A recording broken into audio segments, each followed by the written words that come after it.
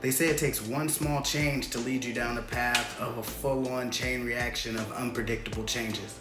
This butterfly effect theory rings true here. I was getting ready to do a different video tonight, and then some events that happened over this past weekend prompted me to do this video.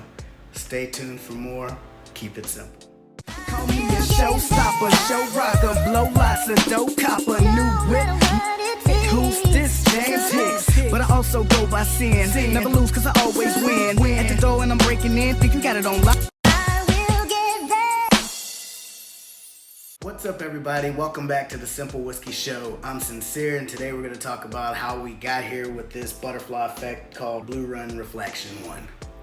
Over this past weekend, we were celebrating my son's birthday, and I had a lot of folks over, from friends to family, some who drink bourbon, some who don't drink bourbon, and a few that are newer to whiskey in general. So I thought, okay, what better of an opportunity would this be for us to have a tasting? I come down here, I set up 3 bottles, I get everybody a couple of Glencairns out, pour about half an ounce of bourbon in each one, and I give all the instructions. Hey, swivel, sniff, sip. We're gonna go from left to right and then go back from right to left. Take note of the changes when it hits your palate. Take note of the changes after you've already swallowed it. We started with Buffalo Trace, then we moved on to Eagle Rare, and then to John J. Bowman, and then in the reverse order. As we journeyed down the different sips, explorations, and palate changes, the one thing that did stay consistent was the conversation.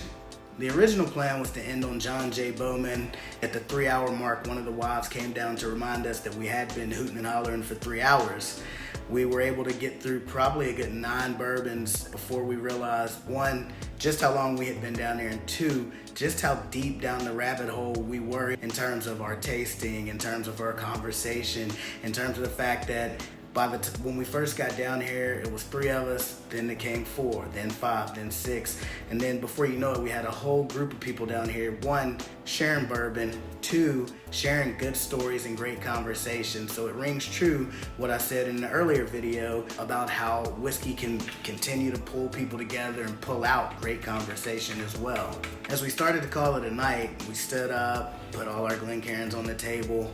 Someone pointed out, that's a beautiful bottle with the butterfly on it. And I was like, of all the things we just sampled, why did we not at least try something like Blue Run? And so of course, I'm like, all right, get your Glencairn back out. We pour a little bit in, and by the time everybody took that sip, that was when we experienced our butterfly effect. 1, we had planned on ending prior to taking that last sip, and then 2, the amount of complexities that everyone got on the palate, the level of enjoyment even was just above and beyond a lot of the things we had already tasted earlier that night. And we tasted a lot of my favorites that night, but something about this 8th or 9th bourbon for the night that just really hit differently. And for us, that's where our butterfly effect really began and really kicked in. We were done, now we're not done. We talked for another 20-25 minutes while savoring every sip of just the sample size of this Blue Run here. And the next day I called my brother, who was also here, and I was like, what did you really enjoy? And he's like, oh yeah, the Buffalo Trace, but the one with the butterfly. So obviously something about this one stood out, so I'm gonna give a little bit of history on this one here, and then I'm gonna sample it for my Friday night pour tonight. So Blue Run is not a regularly stocked product here in Virginia where I'm at. So for me, I think that the first time I'd heard about it was on a Jeremy Cyers video. I know I reference him a lot. He was one of the first video or YouTubers that I started watching in terms of whiskey. But I believe the video that he was doing had nothing to do with Blue Run. I think it was like one of his top 10 bourbons under $25 or something like that. But the bourbon he decided to sip on during that video was Blue Run. So I didn't really take a huge notice in that, or, oh, that looks like a cool bottle, but he didn't go into any details about Blue Run, given the video was about 25 and under. But I'll try to link that down in the description as well if I can find it, if I am correct on which video that was.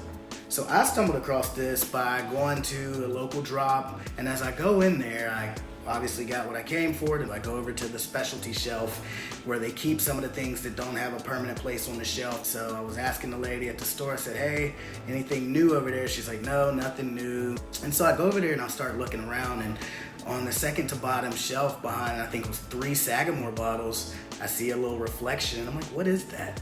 And as I looked down, I pulled out this bottle and I said, what is this? The name Reflection 1 came from two of the founders that were going through some really tough times over the last 3 years, trying to start a company in the pandemic. And they went and pulled this from some already aging whiskey barrels and decided that they really liked it at the 95 proof that it was at. And this is what they sipped on. It kind of got them through those tough times. So they decided to call it Reflection 1. That gave me even more reason to do this video after the experience I just had last week. And then in addition to that, I think one of the founders says that it got them back to what they knew was important, which starts with family. Those two messages alone just really hit home for me and are a true quote-unquote reflection of what I just experienced. So a little bit about the bourbon itself. It's 95 proof, about 97 bucks here in Virginia where I'm at. There's no age statement on it, but from the digging around I did, it seems like it's about 4 years old. So per the tasting notes on the website, it says that you get bright Rainier cherries and butterscotch on the nose. On the palate, pancakes and maple syrup up front with a little bit of rosemary on the middle as far as the taste. And the finish is nutmeg. So I mean, you mix all of that together, cherries, butterscotch, pancakes, syrup, nutmeg, the whole nine. Who's not gonna like it? Let's give it a try. A little bit of cork pop.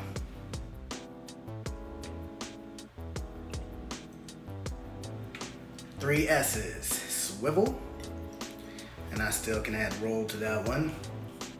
Sniff. Definitely getting the butterscotch.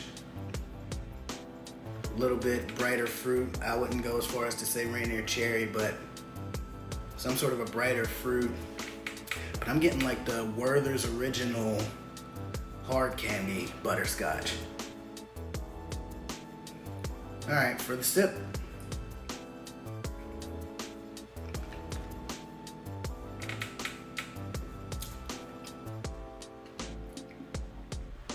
I see the sweetness that could give off pancakes and waffles. To me, I get a smoother, more flavorful, a little more tame Woodford Reserve Double Oak flavor, which again, I think that gives me more pancakes and syrup vibes as well, but definitely really good.